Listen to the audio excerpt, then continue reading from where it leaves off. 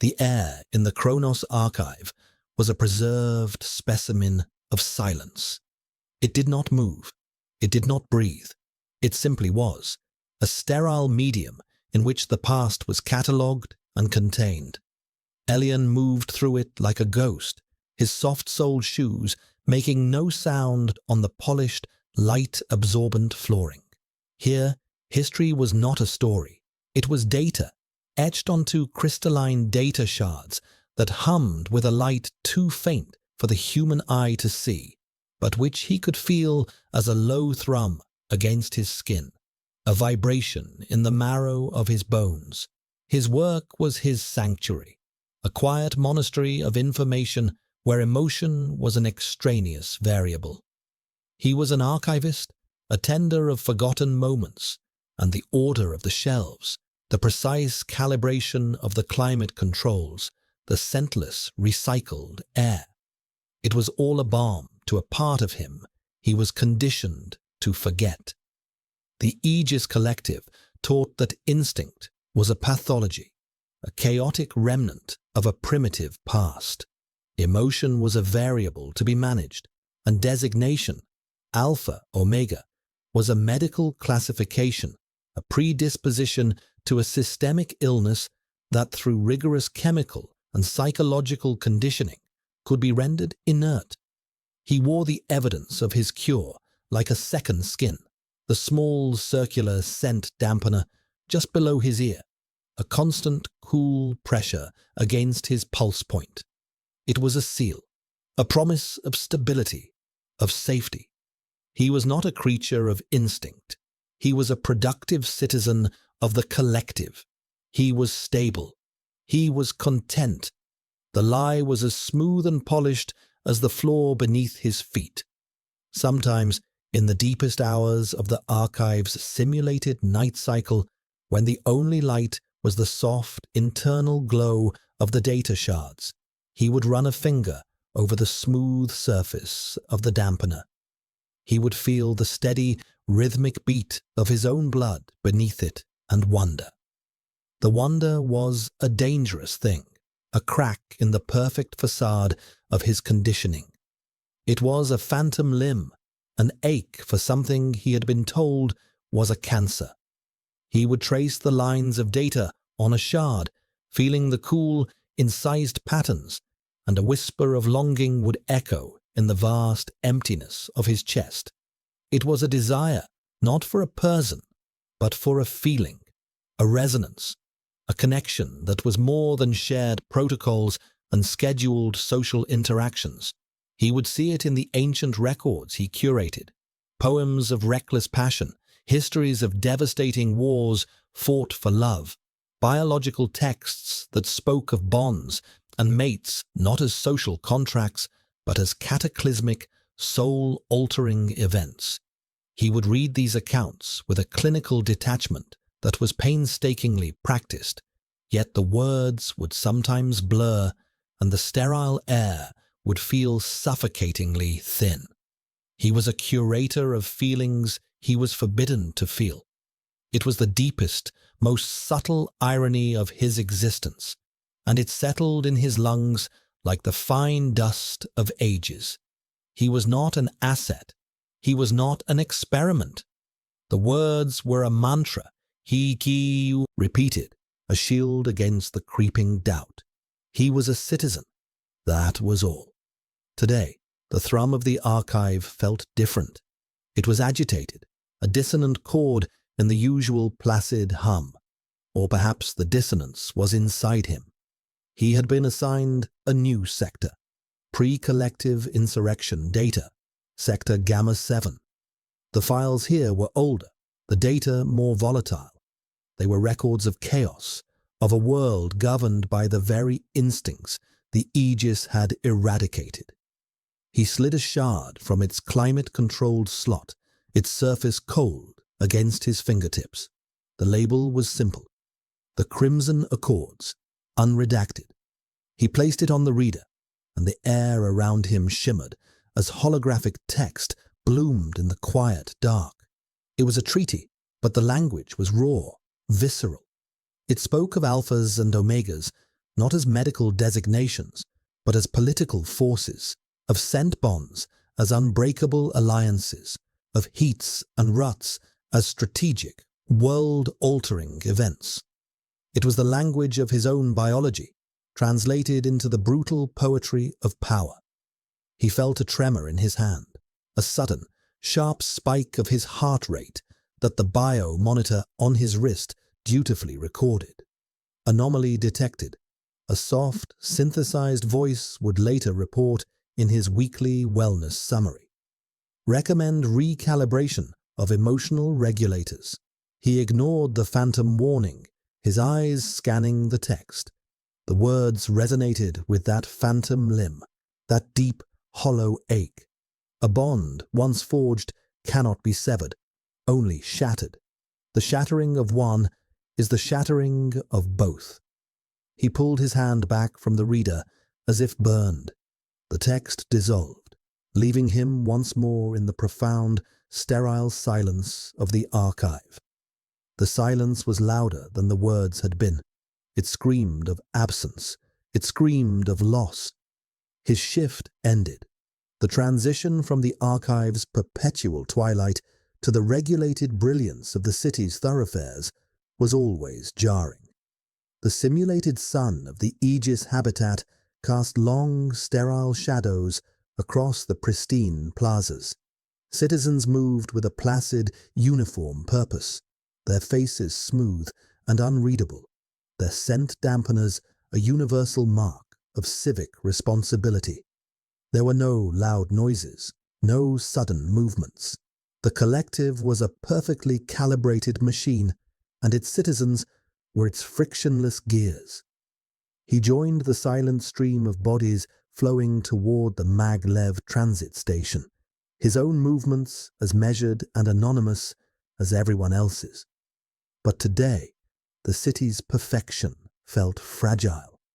The words from the archive shard echoed in his mind, a subversive counter-rhythm to the city's steady pulse. The shattering of one is the shattering of both. He felt a chill, a premonition that was itself a violation of protocol. Anxiety was an unregulated emotion. He focused on his breathing, the slow metronomic pattern prescribed in his conditioning. Inhale for 4 counts, hold for 7, exhale for 8. The physiological metrics on his wrist monitor began to stabilize. Control was a matter of discipline. He was disciplined. He was stable.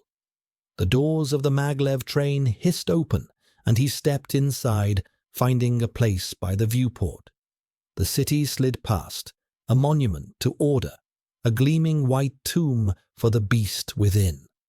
He watched his own reflection in the polarized glass, a pale, indistinct figure against the relentless geometry of the city. The face that looked back was a stranger's, calm and composed. It showed no trace of the quiet rebellion raging within. It was a perfect mask. The transit station for his residential sector was deeper, older, a relic from the city's earlier construction phases. Here the polished white plasteel gave way to grey, utilitarian ferrocrete. The light was dimmer, the air heavier, carrying the faint metallic tang of the recycler units. It was a place of transition, less rigorously monitored than the central hubs. The crowds thinned as citizens dispersed into the arterial corridors leading to their assigned habitats. Elian's path took him through a secondary maintenance corridor, a shortcut he had used for years. It was usually deserted, the silence here a different quality from the archives, not preserved, but forgotten. The overhead lights flickered, casting his shadow in a stuttering dance ahead of him. A low hum from a ventilation shaft was the only sound. And then, another, a scrape, the sound of a shoe on gritty ferrocrete. He stopped, his head tilting. The sound was wrong. It was heavy, unsteady, a violation of the city's silent rhythm. He turned, his hand instinctively going to the data slate in his satchel, a useless, flimsy shield. A figure emerged from the shadows of an intersecting tunnel. He was large, his movements disjointed, agitated. He wore the grey uniform of a sanitation worker, but it was torn at the shoulder, and the air around him. It was thick, heavy, a scent, acrid and sharp, like scorched ozone, and something else, something musky and animalistic, pierced through the sterile air. It was a scent Elian had only ever read about in restricted biological texts. A raw, uncontrolled alpha pheromone, unregistered, feral. The man's scent dampener was gone, a raw red circle of skin in its place. His eyes, when they found Elian's, were dilated, feverish with a primal hunger that Elian had only ever encountered in the pages of forbidden history. He was not a citizen. He was a predator. And Elian, for the first time in his life, felt the chilling, paralyzing certainty of being prey. The carefully constructed walls of his conditioning, his discipline, his stability, they vaporized in an instant, leaving him exposed and utterly, terrifyingly vulnerable. His breath caught in his throat, a small, choked sound in the sudden, predatory silence of the corridor. The feral alpha moved with a speed that belied his bulk. He crossed the distance in 2 lurching strides, the raw, aggressive scent of him a physical blow. Elian stumbled back, his shoulder hitting the cold, ferrocrete wall. There was no thought, only a primal cellular scream for escape that his conditioned body had forgotten how to obey. The man's hand shot out, grabbing the front of Elian's tunic. The fabric ripped with a sound like tearing flesh. The grip was iron, crushing the breath from his lungs. Pain bloomed in his chest. A scream died in his throat, strangled by terror. The alpha's face was close now, his breath hot and foul.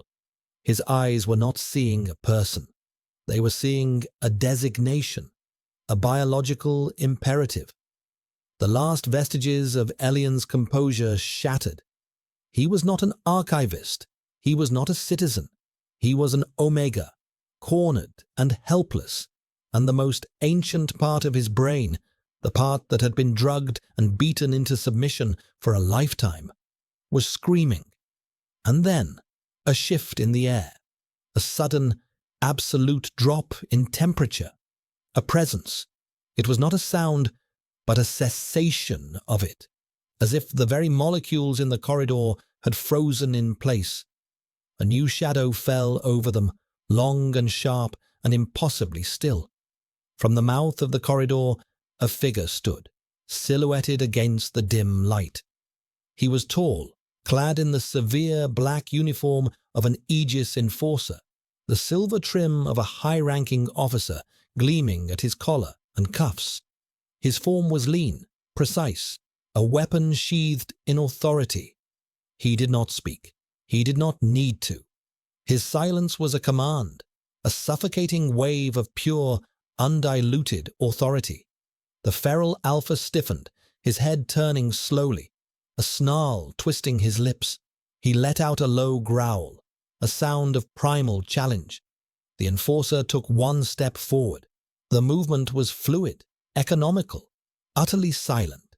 It was the movement of something that did not waste an ounce of energy. A predator of a different kind, a civilized kind, which made him infinitely more dangerous. The enforcer's face was cast in shadow, but Elian could feel the weight of his gaze, cold and analytical. It was not directed at him. It was fixed on the feral alpha, a look of profound, clinical distaste, as if observing a malfunctioning piece of machinery. "Release the citizen," the enforcer said. His voice was not loud, but it cut through the thick, pheromone-choked air like a laser. It was deep, calm, and utterly devoid of emotion. It was the voice of the system itself, absolute and unforgiving. The feral alpha roared in defiance, a raw, guttural sound, and tightened his grip on Elian, pulling him closer as a shield. The movement was a mistake. The enforcer moved. It was not a run, but a blur, a seamless transition from stillness to motion. One moment he was 10 feet away, the next he was there. There was a sharp, precise series of sounds, the crack of a striking limb, the wet thud of impact, a choked gasp. The hand on Elian's tunic went slack. The feral alpha crumpled to the ground, unconscious before he hit the ferocrete, his fall unnervingly silent. The entire confrontation had lasted less than 3 seconds. Elian sagged against the wall, his legs trembling too violently to support him. His breath came in ragged, painful gasps. The corridor was silent again, save for the sound of his own frantic heartbeat hammering against his ribs. The enforcer stood over the fallen alpha, his posture unchanged, his breathing perfectly even. He was a statue of lethal efficiency. He nudged the unconscious man with the toe of his polished black boot, a gesture of finality. Then he turned, and his eyes met Elian's. The world fractured. It was not a thought. It was not a feeling. It was a physical event, a seismic shock that ripped through the very fabric of his being. The enforcer's eyes were the color of storm clouds, a deep, turbulent gray, and in them, Elian saw not the cold, impersonal authority of the collective, but something else, something ancient and terrifyingly alive. The carefully maintained distance between them collapsed into a point of infinite density. The air crackled, saturated with a sudden, overwhelming pressure. It was as if a soundproof wall had been vaporized, and the roar of the universe poured into the space between them. Elian felt it in his teeth, in his blood, in the deepest, most dormant part of his soul. It was a jolt of recognition so profound it felt like a physical blow, knocking the air from his already starved lungs. He saw a flicker in those grey eyes, a crack in the perfect, cold facade. He saw confusion, shock, and then something darker, something that mirrored the feral hunger of the man on the floor, but refined, focused, and 1,000 times more potent. The enforcer's control, so absolute just a moment before, seemed to stutter. A tremor ran through his hand. His breath hitched, a tiny, almost imperceptible flaw in his perfect composure. The scent in the air changed. The acrid stench of the feral alpha was being overwritten, consumed by something else, a scent of cold steel, winter air, and something deeply, primordially territorial, an alpha, but not a feral one, a controlled one, a powerful one, an alpha whose control was suddenly, catastrophically failing.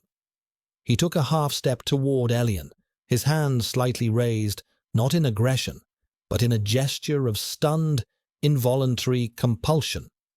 The world narrowed to the space between them, a supercharged vacuum of pure, unadulterated instinct.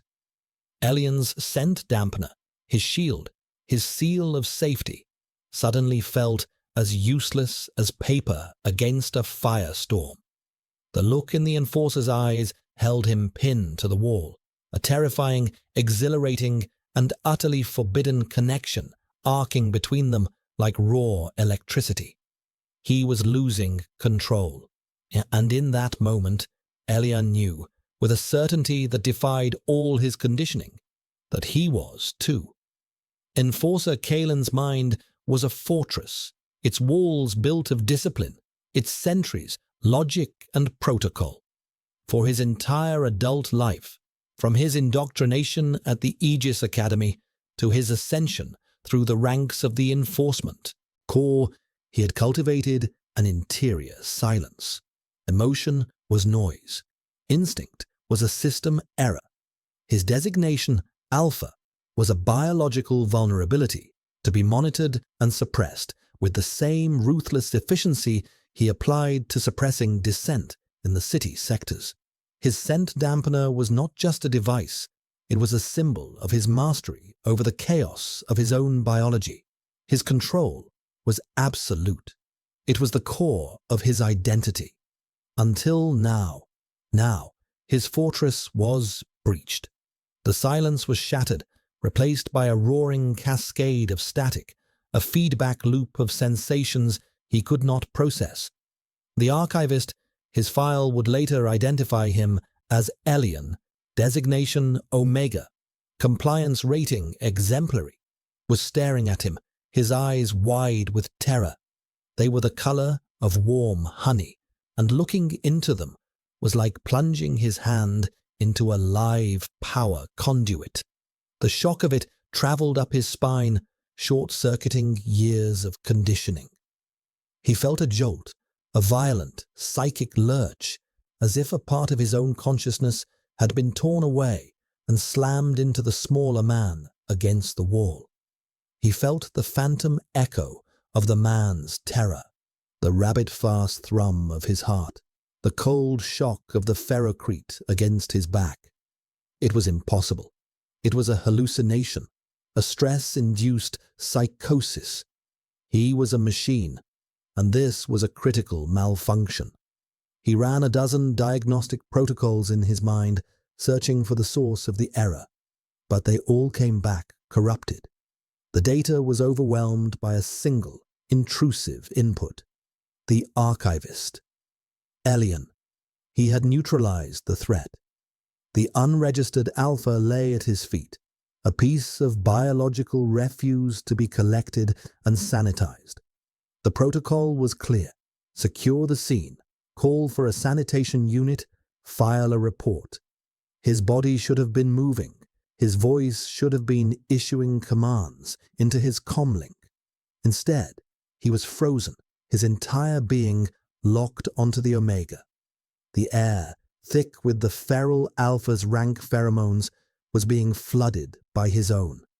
He could smell it, a sharp metallic scent of ozone and frost, the smell of his own control fracturing.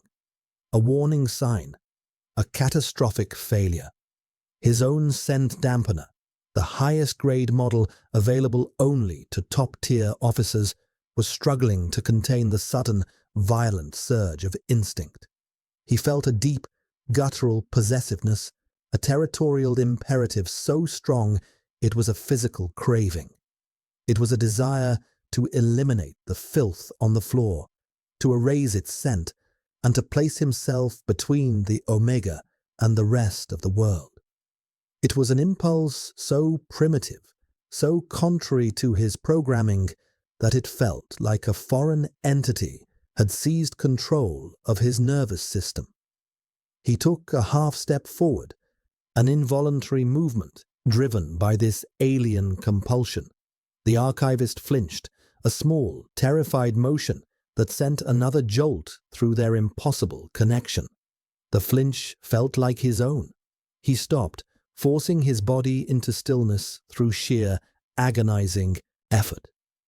The fortress of his mind was crumbling, and he was fighting a war on two fronts, against the sudden, savage beast awakening within him, and against the inexplicable echo of the Omega's fear that was screaming in his head.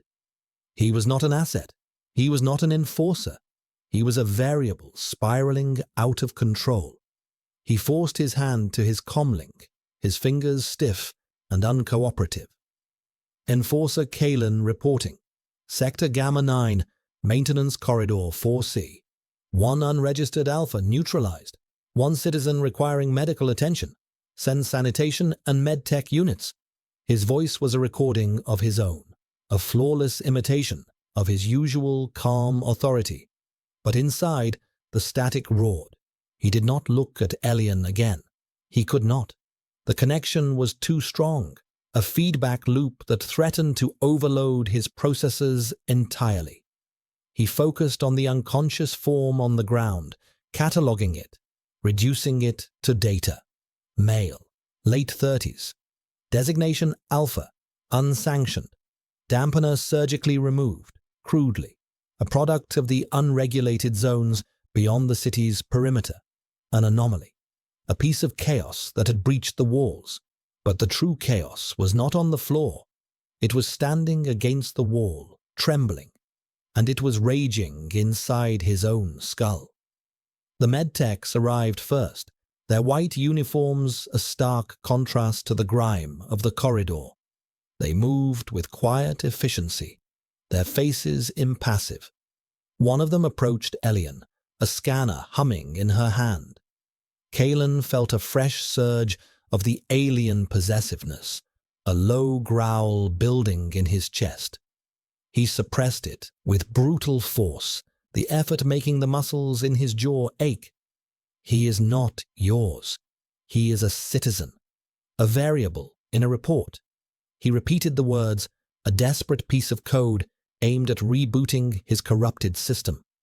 The medtech spoke to Elian in a low, soothing monotone, the prescribed therapeutic cadence for calming agitated citizens. Elian did not seem to hear her.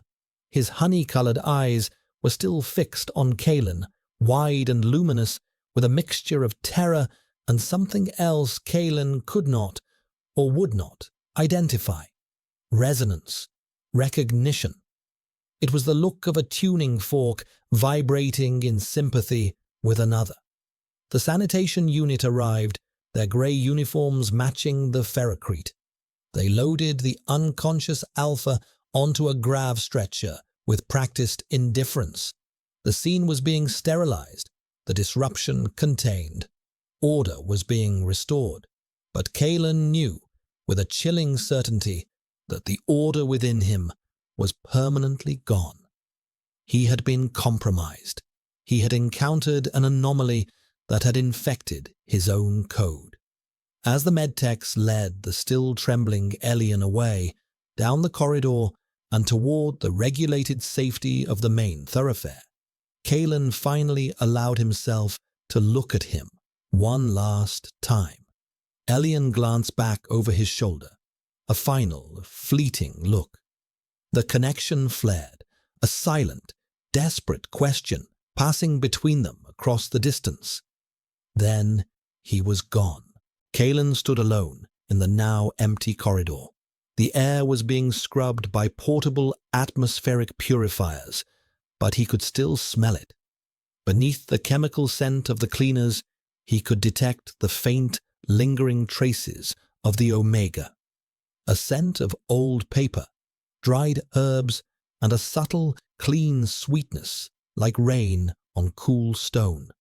It was a scent that his dampener should have made him incapable of perceiving. It was data he should not have been able to acquire. He raised a hand to his own dampener, just below his ear. The skin was cool. The device was functioning within normal parameters. The error was not in the technology.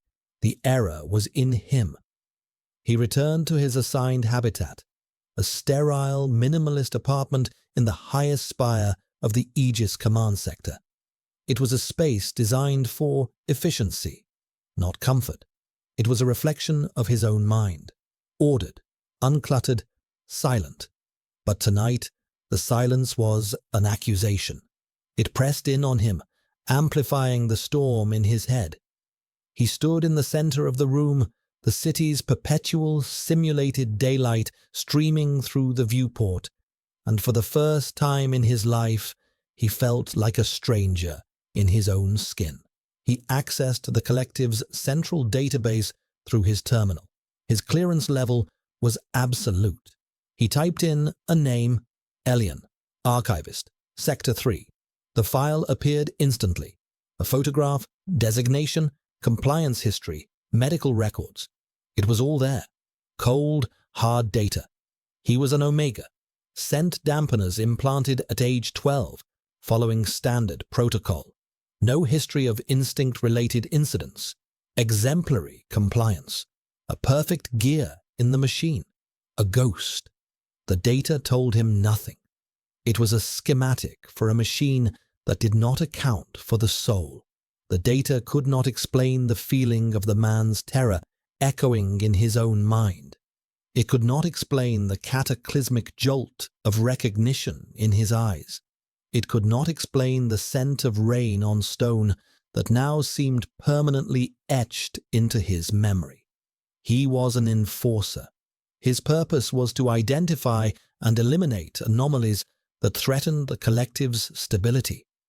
He stared at the picture on the screen, the calm, placid face of the archivist. He had found the anomaly. The problem was, it was no longer just external. It was inside him. It was a virus in his code, a ghost in his machine, and he had no protocol for what to do next. He was not a man. He was a system, and his system was crashing. The medical bay was as white and silent as the archive, but the silence here was different. It was a clinical silence, laced with the hum of diagnostic machinery and the faint antiseptic scent of sterilizing agents. Elian sat on the edge of a diagnostic bed, a thin thermal blanket draped over his shoulders. His tunic, ripped and stained, had been taken for analysis and replaced with a standard grey medical gown. A medtech, a woman with a calm, unnervingly placid face, had tended to the bruises on his chest, her touch gentle but impersonal. She had administered a mild sedative, a standard procedure for citizen trauma, but it did nothing to quiet the frantic, high-frequency scream of his nerves. They had asked him questions, their voices flat and even. He had answered, his own voice a thin, reedy thing he barely recognized. Yes, he had taken the maintenance corridor. No, he had never seen the assailant before. Yes, he understood it was an isolated incident. He had given them the correct, compliant answers, but his mind was not on the attack. It was on the aftermath. It was on the enforcer. The image of his eyes, the color of a gathering storm, was burned onto the inside of his eyelids. The memory of that moment, that silent, violent collision of their awareness, played on a loop, each repetition sending a fresh tremor through him. He had spent his entire life believing he was cured.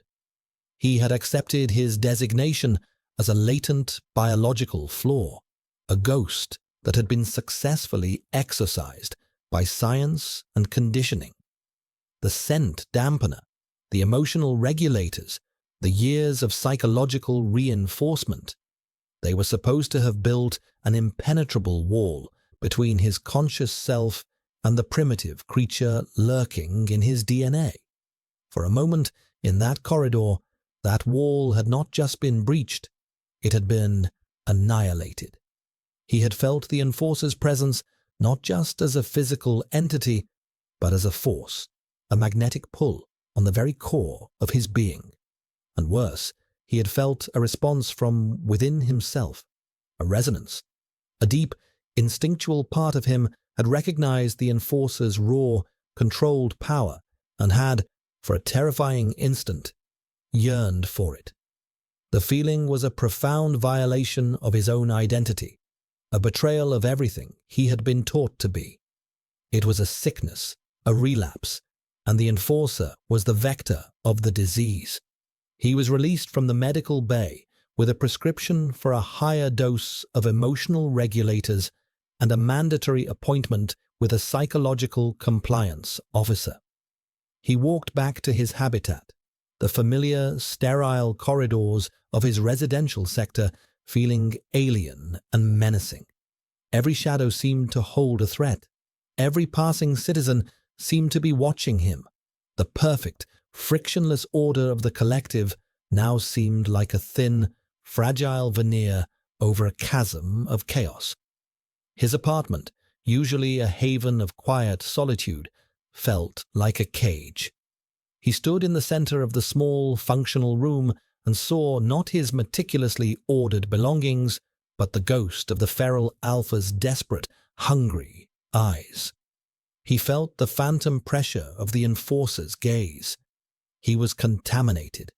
He stripped off the medical gown and stood under the sonic shower. The high-frequency vibrations meant to cleanse his skin, feeling abrasive and useless. He could not wash away the memory. He could not wash away the feeling. He ran a trembling hand over the dampener on his neck. It felt hot to the touch, a focal point of the infection. Had it malfunctioned? Had the feral alpha's proximity somehow overloaded it, leaving him vulnerable? Or was the truth more terrifying? Was the connection he felt with the enforcer something that transcended the technology, something the collective science could not suppress? He dressed in a fresh tunic, the soft fabric feeling like sandpaper against his hypersensitive skin. He tried to resume his routine. He prepared his evening nutrient paste, the tasteless grey substance, a symbol of the life he was trying desperately to reclaim. But he could not eat. He sat at his small table, staring at the wall, and felt a strange, intrusive sensation, a feeling of cold, focused intensity, a sense of being watched, not by eyes, but by a mind. It was a subtle pressure at the back of his skull, a faint hum of awareness that was not his own. It was the enforcer. He knew it with an instinctual certainty that defied logic. He was thinking about him. He was looking for him. The thought sent a fresh wave of panic through him, so strong it made him dizzy. The enforcer was not a savior. He was a threat of a different order. He was the system personified, an agent of the very control that Elian was now terrified of losing. If the enforcer had felt even a fraction of what he had felt, he would see Elian not as a victim, but as a co-conspirator in a moment of catastrophic instability. He was an anomaly, a glitch, and the enforcer's job was to correct glitches permanently. Sleep offered no escape. His dreams were a chaotic maelstrom of fractured images. The feral alpha's snarl, the cold, polished floor of the archive, the blooming holographic text of the Crimson Accords, and through it all, a pair of stormy grey eyes, watching him with an intensity that was both terrifying and magnetic. He woke up in the pre-dawn twilight of the simulated day cycle, his heart hammering, his tunic soaked in a cold sweat. The feeling of being observed was still there, a constant, low-grade hum in his consciousness. He felt a phantom chill, the sensation of cold, conditioned air, and the faint, metallic scent of a weapons cleaning oil. It was not his memory. It was an echo, and bleed through from another mind. Their minds had touched, and the connection had not been severed. It lingered, a thin, unbreakable thread of awareness stretching between them across the city. He was experiencing fragments of the enforcer's reality. The realization was more terrifying than any dream. This was not a memory of a traumatic event. This was an ongoing violation, a psychic invasion. He had to go to work. He had to pretend that he was fine. He had to be the same compliant, stable archivist he had been yesterday. His survival depended on it. He dressed with meticulous care, his movements stiff and robotic. He smoothed his tunic, checked the placement of his dampener, regulated his breathing. He was a citizen. He was stable. He was not a terrified creature caught in a psychic trap. The journey to the archive was an exercise in agony. Every enforcer he saw, a distant black-clad figure directing traffic flow or standing guard at a checkpoint, sent a jolt of pure adrenaline through his system. He kept his head down, his eyes fixed on the floor, terrified of meeting another pair of grey eyes, terrified of that cataclysmic connection flaring to life again. He reached the archive, the familiar, preserved silence, a mockery of the storm raging inside him. He went to his station, the cold surface of the console a small, solid anchor in his disintegrating world. He tried to lose himself in the data, in the cool, clean lines of history. But the data was no longer a sanctuary. The words of the Crimson Accords seemed to mock him from the depths of the data shards. A bond, once forged, cannot be severed. Kalen stood in the central observation hub of the Aegis Command Tower. Below him, the city spread out, a vast, intricate circuit board, its citizens the silent, orderly flow of electricity. On the main holoscreen before him, a dozen surveillance feeds played out in a silent, synchronized ballet of civic life. He had isolated one feed, Sector 3, the Kronos Archive. The camera resolution was high enough to see the subtle tremor in the archivist's hand as he keyed in a command on his console. Elian. The name was a foreign object in his thoughts, heavy and sharp. Since the incident, Kalen had not slept. He had not rested. He had analyzed. He had accessed every piece of data he could find on psychic resonance, empathic transference, and pheromonal anomalies. Fringe sciences, most of them relegated to the collective's historical archives, dismissed as pre-collective superstition. But the data was insufficient. It could not explain the echo of Elian's fear in his own mind, a fear that was a constant, low thrum beneath his own thoughts. It could not explain the intrusive sensory data, the scent of old paper, the taste of stale nutrient paste, the feeling of soft, worn fabric against skin that was not his own. He was experiencing the archivist's life in fragmented sensory bursts. The connection was a two-way street. He focused his attention on the screen, on the small figure of the man who had shattered his world. He analyzed Elian's posture, his movements, the micro-expressions on his face. He was observing a variable, collecting data for a report on a systemic breach. That was the official justification he had logged for the surveillance request. It was a lie. This was not an investigation. It was an obsession. He was a scientist who had become infected with the very phenomenon he was studying, and he was compulsively, desperately trying to understand the nature of the disease by staring at its source. He saw Elian flinch. The man looked up from his console, his head turning as if searching for something. He was looking for Kalen. He could feel the surveillance. The realization sent a jolt through Kalen, a mixture of clinical satisfaction and a strange, unwelcome flicker of something else. Empathy, regret.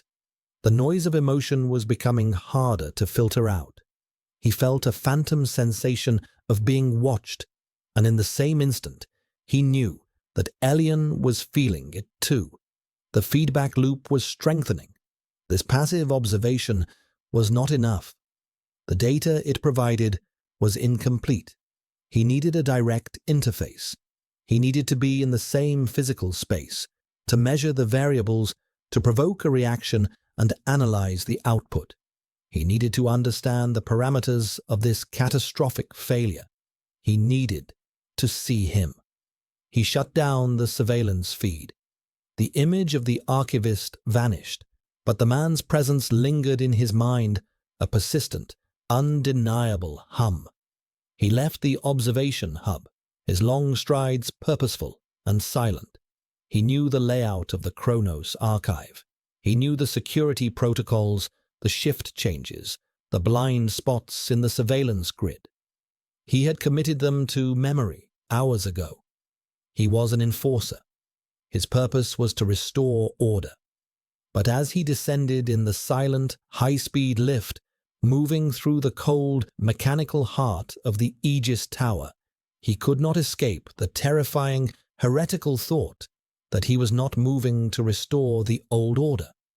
He was moving toward a new, unknown chaos, drawn by an instinct he could no longer deny. He was going to confront the glitch in the system, or perhaps he was going to surrender to it. The archive's simulated day cycle was dimming, transitioning into the long, quiet hours of its night. Elian remained at his station long after his shift had ended, pretending to collate data, but in reality, he was paralyzed. The thought of walking back through the city, of navigating the corridors to his apartment, was unbearable. Here at least, the silence was a known quantity.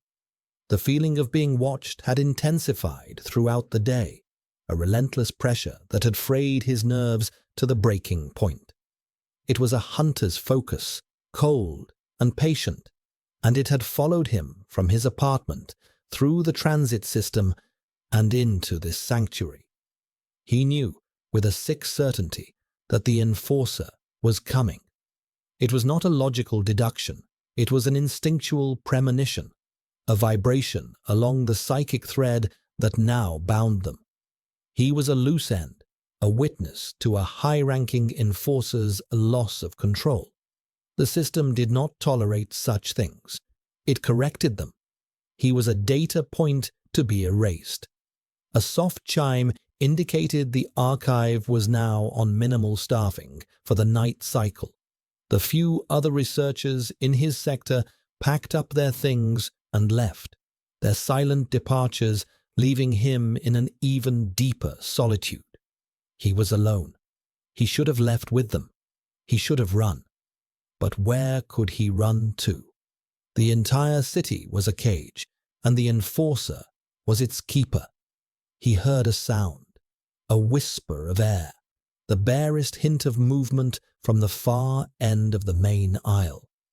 It was not the sound of the automated archival units or the climate control systems. It was the sound of a predator. He froze, his hands hovering over his console. His heart began a slow, heavy drumbeat against his ribs. A figure emerged from the deep shadows between the data stacks, tall, lean, clad in the absolute black of an enforcer's uniform. Kalen. He moved with the same impossible silence as he had in the corridor, his presence a void in the archive's ambient hum. He stopped at the end of the aisle, a dozen yards away, a silhouette of judgment against the faint glow of the dormant data shards. The pressure in Elian's mind exploded, no longer a subtle hum, but a deafening roar. The proximity was amplifying the connection, turning the psychic thread into a taut, screaming wire. He could feel the enforcer's purpose, a cold, analytical resolve that was terrifying in its intensity. He was here to understand, to dissect, to solve the problem, and Elian was the problem. Archivist Elian. Kalen's voice was the same as before, a low, calm instrument of authority that carried effortlessly through the cavernous space. It was not a question. It was a statement of fact, a summons. Elian could not speak. His throat was constricted, his tongue a dry, useless thing in his mouth. He could only stare, his knuckles white where he gripped the edge of his console. Kalen took a step forward, then another. Each silent footfall was a hammer blow against Elian's defenses. The air grew thick, charged with the same impossible energy as before. He could smell it again, the scent of winter air and cold steel, a scent that was both terrifying and intoxicating. It was the scent of pure, undiluted alpha, so controlled that it was more potent than any feral outburst. There was an event, Kalen stated, his voice unwavering.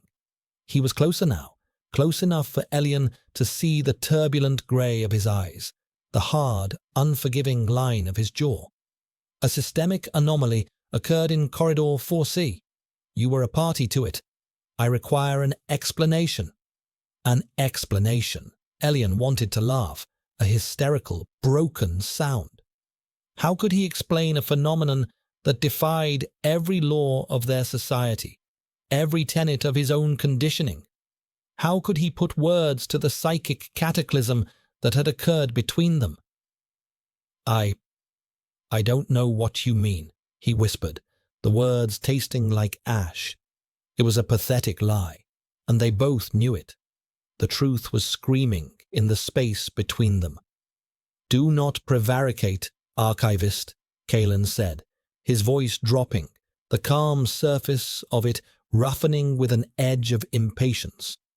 My internal chronometers logged a temporal distortion. My sensory input recorded data that is physically impossible. My biomonitors registered a feedback loop with an external source. You. He pointed a single black-gloved finger at Elian. It was an accusation. You are the source. He was only a few feet away now. Elian was trapped between the console and the Enforcer's overwhelming presence.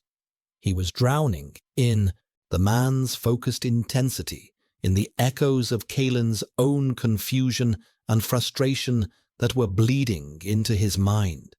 He could feel the war raging inside the Enforcer, the battle between his rigid programming and the primal instinct that Elian had somehow awakened.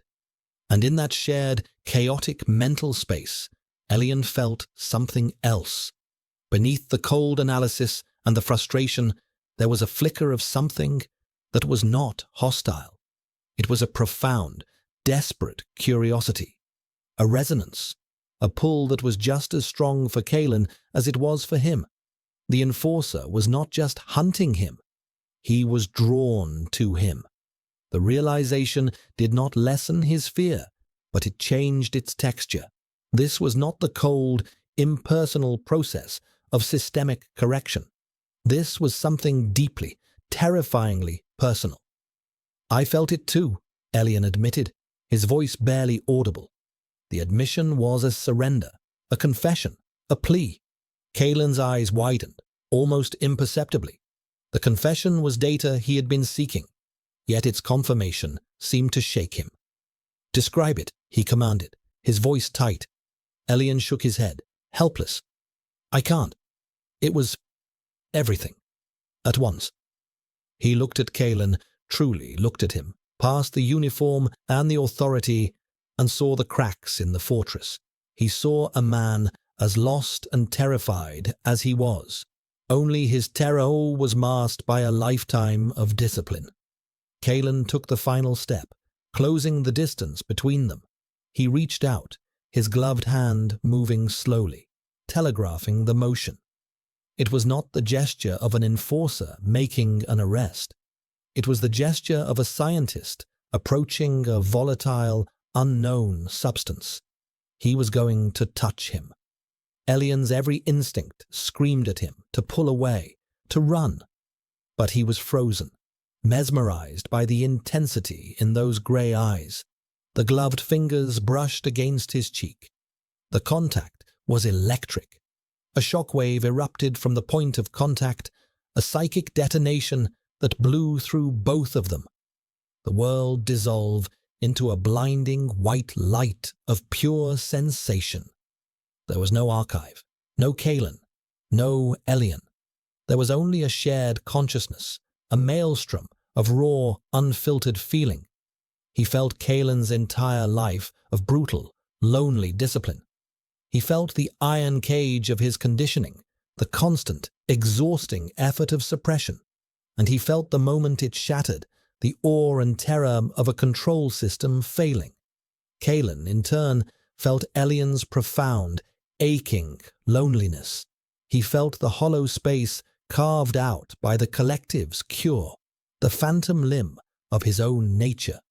He felt the quiet desperation, the secret rebellion of reading forbidden words. They saw each other, not as an enforcer and an archivist, not as an alpha and an omega, but as two fractured halves of a whole they never knew existed. The contact lasted only a second, but it stretched into an eternity. Kalen pulled his hand back as if he had been burned, his breath coming in a sharp, ragged gasp. He stared at Elian, his face a mask of shock and disbelief. The perfect, cold facade of the enforcer was gone, replaced by the face of a man who had just witnessed a miracle and a catastrophe in the same instant. The silence that followed was more profound, more intimate than any words could ever be. They had touched. The bond, once forged, could not be severed. And in that moment, they both understood that they had just sealed their own fates. They were a shared anomaly, and the system had no tolerance for anomalies.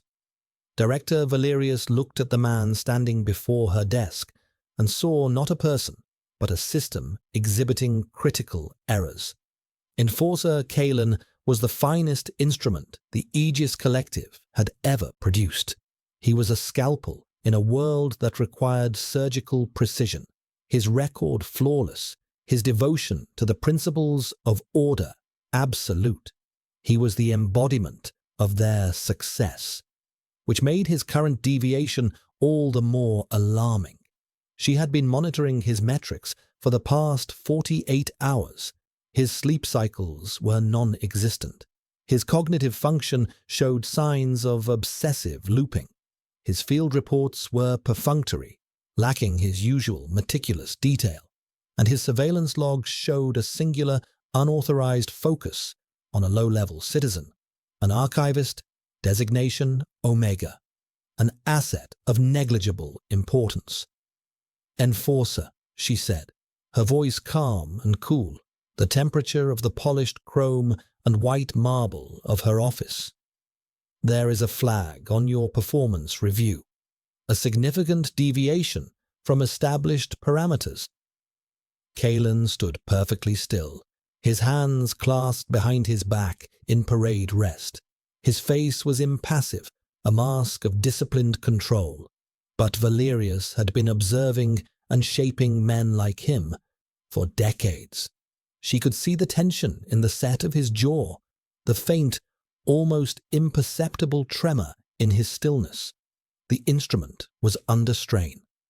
"The deviation is a result of an ongoing investigation into a systemic breach, Director," Kalen replied, his voice a perfect, toneless baritone. The incident in Corridor 4C involved more than a simple unregistered. It exposed a latent psychic phenomenon that requires analysis. "Phenomenon," Valerius repeated, the word tasting like an archaic absurdity. "We are a society of science and logic, Enforcer. We do not chase ghosts." She steepled her fingers, her gaze sharp and analytical. "Your report indicates you believe this phenomenon is centered on the Omega archivist, Elian." "He is the catalyst," Kalen said, "or a nexus. The terminology is irrelevant. The connection is real. I have verified it." Valerius felt a flicker of genuine disappointment. It was a wasted asset.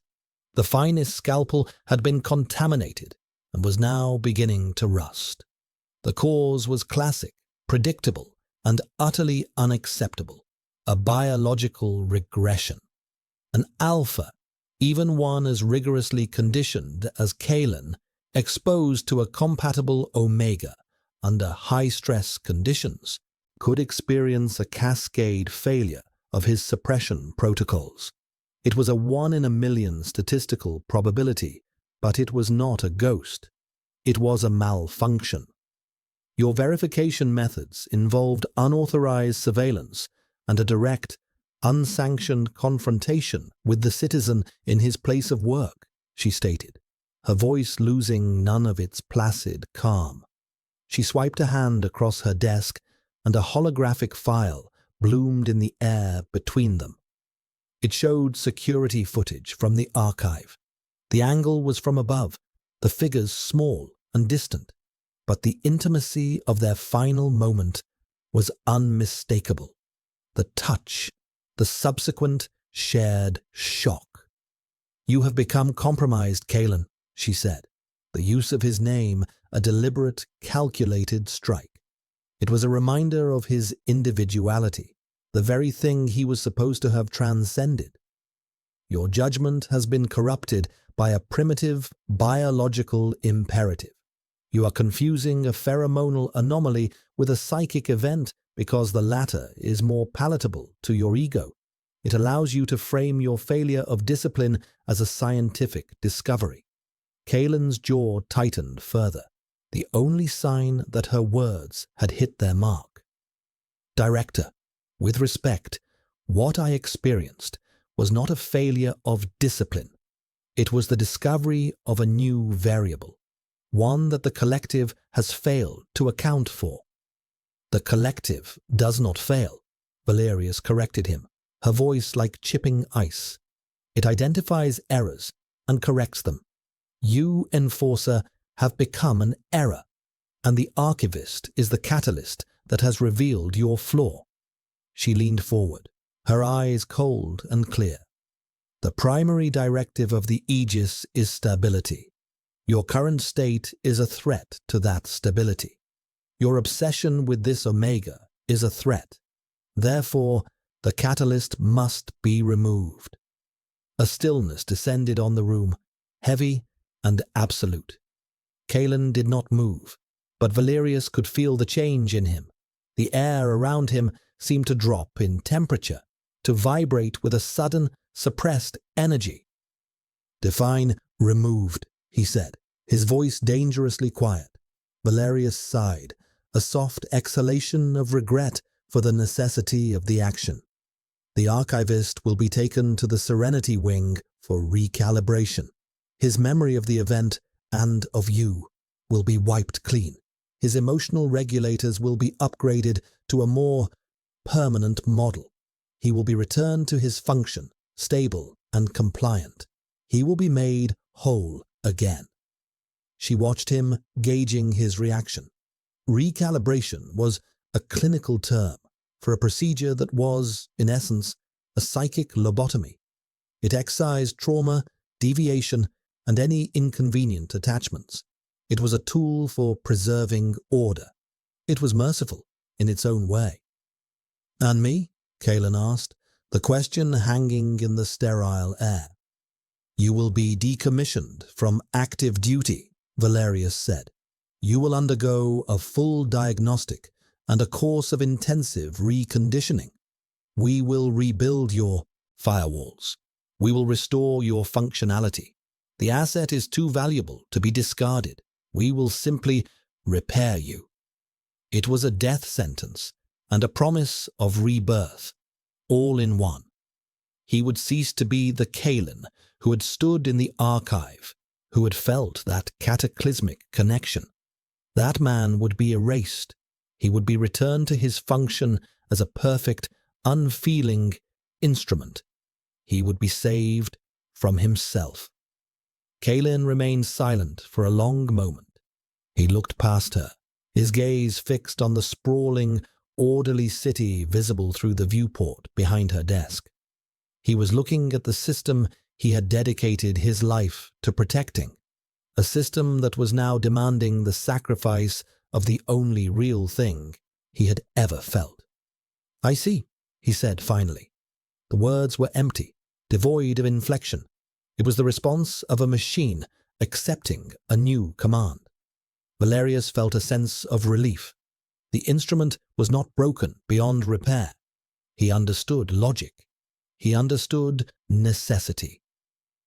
"The recalibration is scheduled for 0400, she informed him. "A unit will be dispatched to the Archivist's habitat. You are ordered to return to your quarters and await the reconditioning team. You will not interfere. Is that understood, Enforcer?" Kaylin's gaze shifted from the window back to her. His eyes were like chips of granite, hard and unreadable. He gave a single, sharp nod. "Understood, Director." He turned with military precision and walked out of her office, his footsteps silent on the marble floor. Valerius watched him go, a sense of order restored. The anomaly had been identified, a solution formulated. The system would correct itself. But as the door hissed shut behind Kaylin, she failed to notice the subtle, dangerous light in his eyes. He had understood the command perfectly. He had simply chosen not to obey. He was an instrument, yes, but an instrument in the right hands could also be a weapon. And for the first time in his life, he was choosing whose hands to be in. His own. The order was a death sentence. Not for him, not truly. The man Kalen was now was a recent, unstable creation. His erasure would be a return to a familiar, silent state. No, the death sentence was for Elian. Valerius called it recalibration, a clean, clinical term for mutilation. They would hollow him out, scour his mind of the event, of the connection, of him. They would leave a compliant shell, an empty vessel, and call it a cure. The thought was a shard of ice in his gut. The system he had served, the order he had enforced, was built on a foundation of such cures. He had always accepted it as a necessity. Stability required the pruning of aberrant branches. But now he was the aberrant branch. Elian was the aberrant branch. And the thought of the system's shears coming for him, for them, ignited a cold, silent rage in the core of his being. A rage that was entirely his own. He did not return to his quarters. He went to the enforcer armory. The quartermaster, a grizzled veteran with a network of cybernetic optics, nodded to him as he entered. Enforcer Kalen. Late-night requisition. Kalen placed his palm on the scanner. His credentials flashed green. Absolute access. System diagnostics, he said, his voice even. Running a level 5 threat simulation. I need a quiet room and a hardline terminal. The quartermaster grunted, gesturing to a small, shielded chamber in the back. Be my guest. Don't break anything we can't replace. Kalen entered the room and sealed the door. The chamber was designed to block all external surveillance. Here, for a few precious hours, he was a ghost. He sat at the terminal, but he did not run simulations. He began to dismantle the system from within. He was an enforcer. He knew its protocols, its vulnerabilities, its blind spots. He moved through the Aegis network not as a hammer, but as a virus. He sliced through firewalls, leaving no trace. He accessed the schematics for the Serenity Wing, the medical facility where they would take Elian. He noted the guard rotations, the power conduits, the ventilation shafts. He accessed the city's transit grid, rerouting a cargo maglev to a decommissioned service tunnel that led to the city's outer wall. He set up a series of cascading system alerts, a digital smokescreen designed to trigger in a dozen different sectors at precisely 0345, drawing the city's security focus away from his true target. He was a machine breaking its own rules, using its own logic against itself. Every command he typed was an act of treason. Every line of code was a betrayal. And with every betrayal, he felt more himself, more alive, than he ever had before. Elian was in his apartment, a prisoner awaiting a sentence he knew was coming.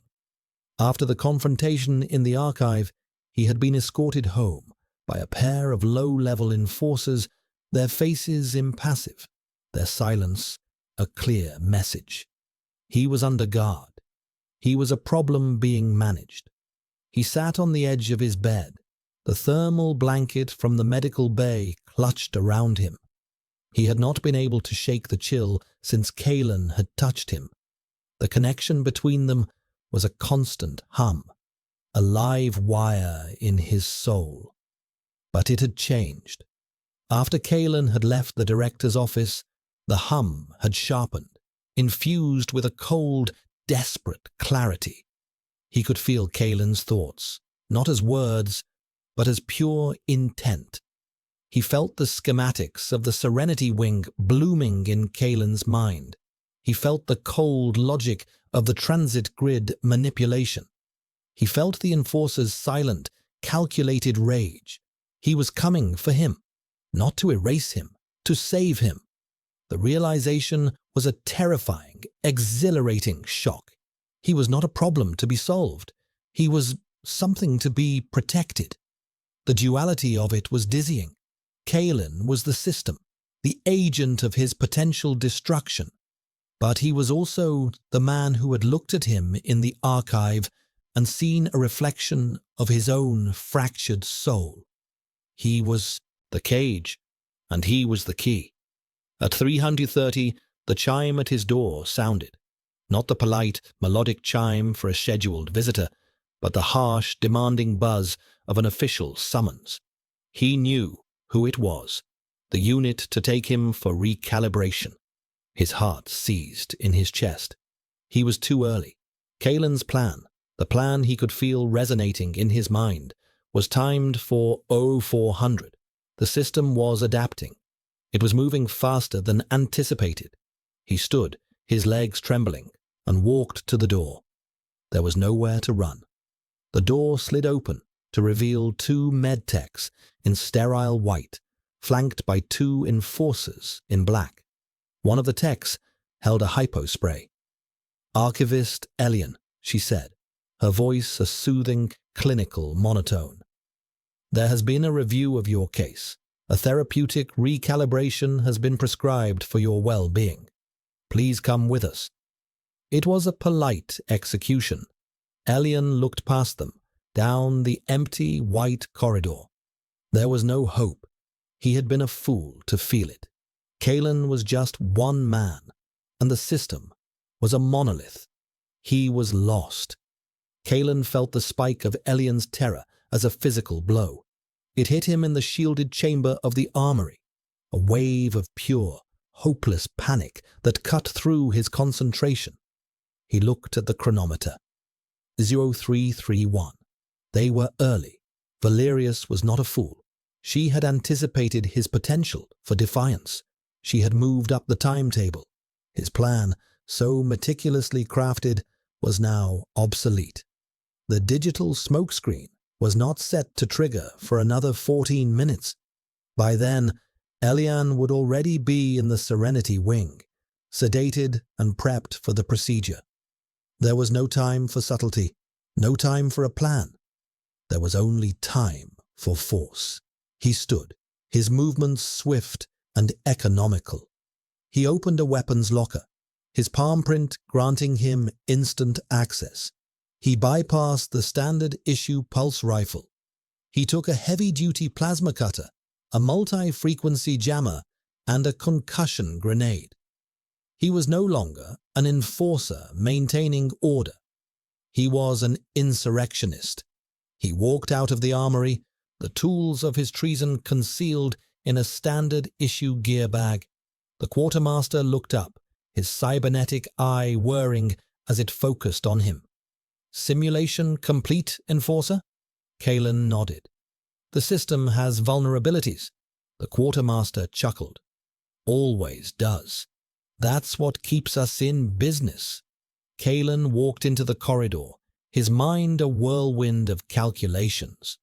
The Serenity Wing was in the medical spire, 3 sectors away. The medtechs would be taking Elian there via a dedicated medical transport. He could not beat them there. He had to intercept them. He ran, his silent, efficient stride eating up the distance. He moved through the pristine, ordered corridors of the command sector like a wraith, a black-clad ghost of rebellion. He was a system error in motion, a virus made flesh, and he was going to rip the machine apart to save its most beautiful broken gear. The connection with Elian was a homing beacon, a thread of pure terror that guided his path. Hold on, he thought, the message a raw, silent broadcast of pure will. I am coming. The medical transport was a sterile white pod, gliding silently through the dedicated service tunnels beneath the city. Elian sat strapped to a restraint chair, the sedative they had administered making his limbs feel heavy and disconnected. His mind, however, was painfully clear, sharpened by terror and the psychic connection to Kalen. He could feel the enforcer moving, a frantic, desperate rush through the city's arteries. He felt Kalen's cold rage, his singular, unwavering focus. It was a terrifying comfort, a promise of violence in a world that feigned peace. The two medtechs sat opposite him, their faces placid. One was monitoring his vital signs on a data slate. Heart rate elevated, she noted with clinical detachment. Subject is exhibiting extreme anxiety. It is to be expected, the other replied. The procedure will calm him. The procedure. The word was a sterile knife. They were talking about his soul as if it were a noisy engine in need of a tune-up. He closed his eyes, focusing on the thread that connected him to Kalen. It was his only anchor. He could feel him getting closer. He could feel the vibration of his running footsteps, the burn in his lungs, the iron taste of his determination. And then, a jolt. The transport pod shuddered violently and came to a sudden, screeching halt. The lights flickered and died, plunging them into absolute darkness. The emergency lights, a dim, blood-red glow, kicked in a second later. The medtechs looked up, their composure finally cracking. What was that? One whispered. A loud metallic clang echoed from the roof of the pod. Then another, a high-pitched whining sound started, and a brilliant, white-hot point of light appeared on the ceiling. It began to move, cutting a circle in the reinforced plasteel with terrifying speed. Kalen. The medtechs scrambled for their comms, but they were dead. A jammer. The circle was completed. The red-hot disk of metal fell inward with a crash, landing on the floor between them. And then Kalen dropped through the hole, landing in a silent crouch, a black shadow against the hellish red light. He rose to his full height, his face set in a grim, determined mask. He held a pulse pistol in his hand, its barrel aimed not at the techs, but at the restraints holding Elian.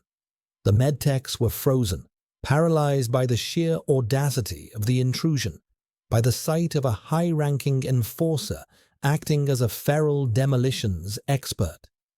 "He is scheduled for recalibration," one of them stammered, a pathetic appeal to a protocol that no longer mattered.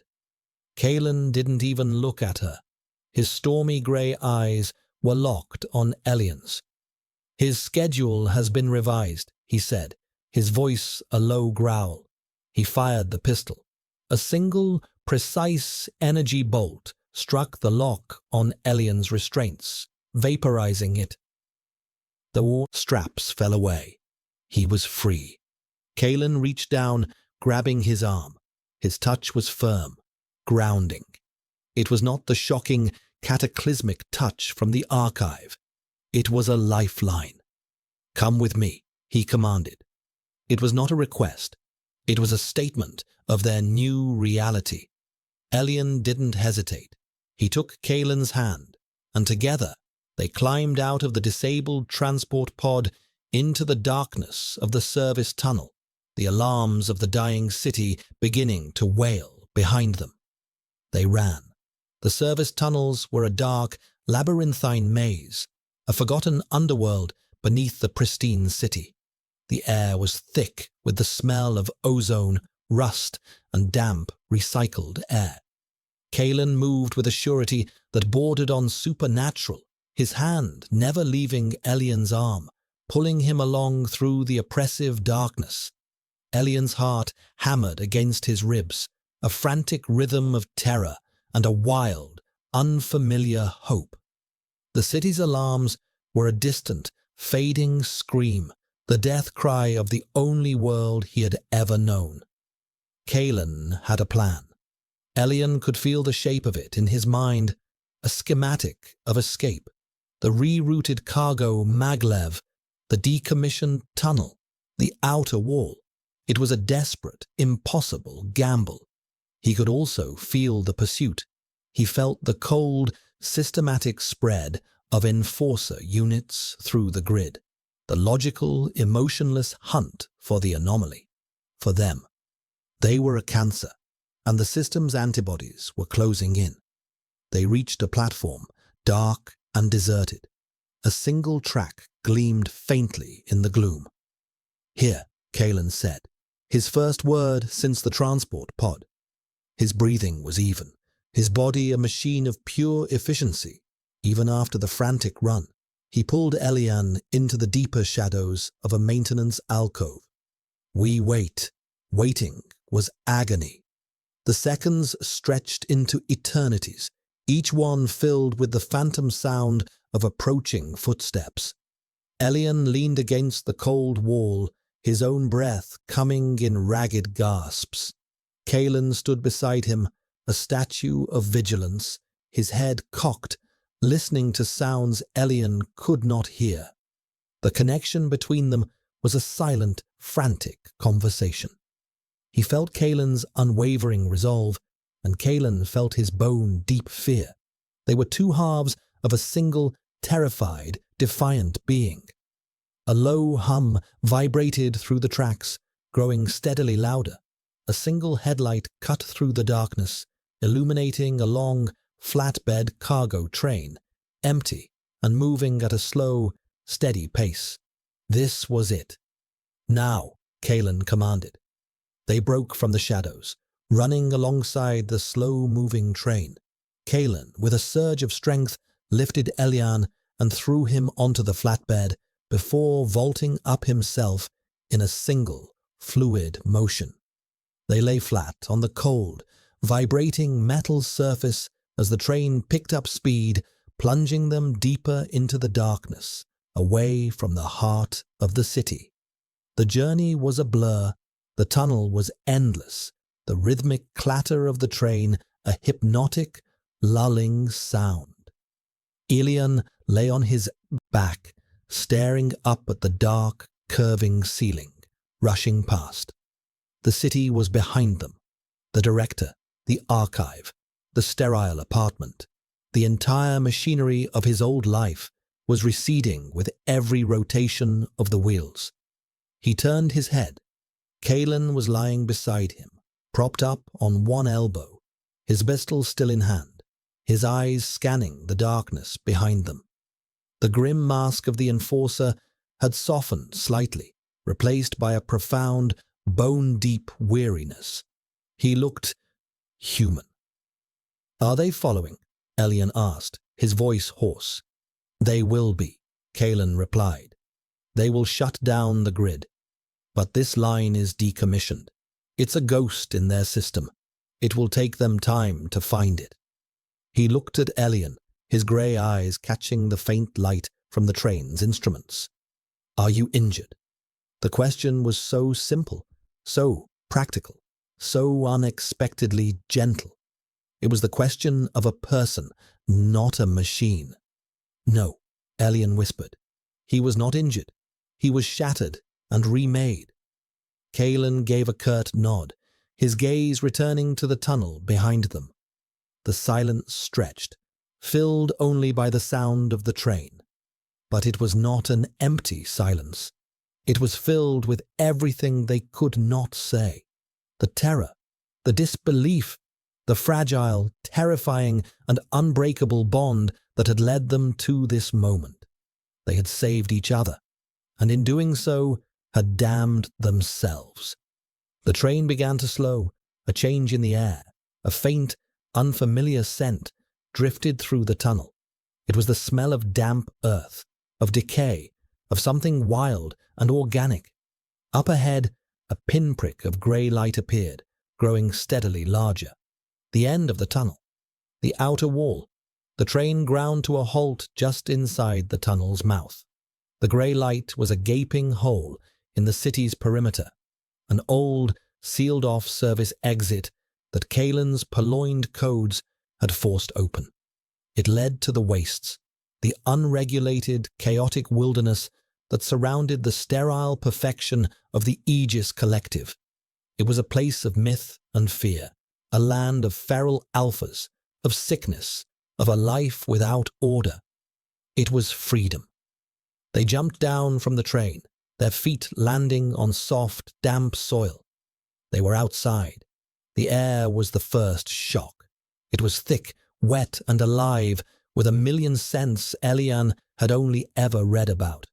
The metallic tang of rain, the rich perfume of wet vegetation, the musk of animal life.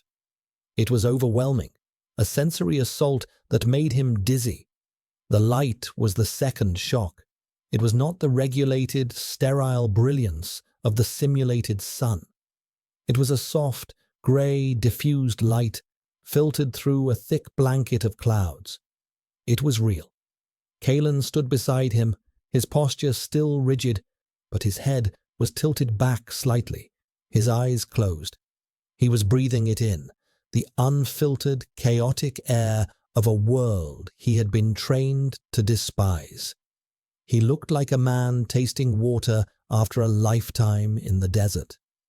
He opened his eyes and looked at Elian. The last vestiges of the enforcer seemed to fall away, leaving only the man, lost and uncertain. "I have no plan beyond this point," he admitted, his voice low. "I know only how to fight the system from within. Out here, I am nothing." "No," Elian said, his own voice surprisingly steady. "Out here, you are not an enforcer, and I am not an archivist." They were just two men, stripped of their roles, their conditioning, their purpose. They had only each other, and the terrifying, unwritten future. Kalen looked at him, and for the first time, Elian saw not control, not curiosity, but a profound, aching vulnerability. He saw the man he had felt in that single, devastating touch. He reached up, his finger trembling slightly, and gently touched the scent dampener just below Kalen's ear. Kalen flinched, but did not pull away. Elian slowly, carefully, peeled the small circular patch from his skin. Kalen's breath hitched. A scent bloomed in the air around them, no longer filtered, no longer suppressed. The scent of winter air and cold steel. Yes, but beneath it, something else, something warmer. The scent of pine and bare earth.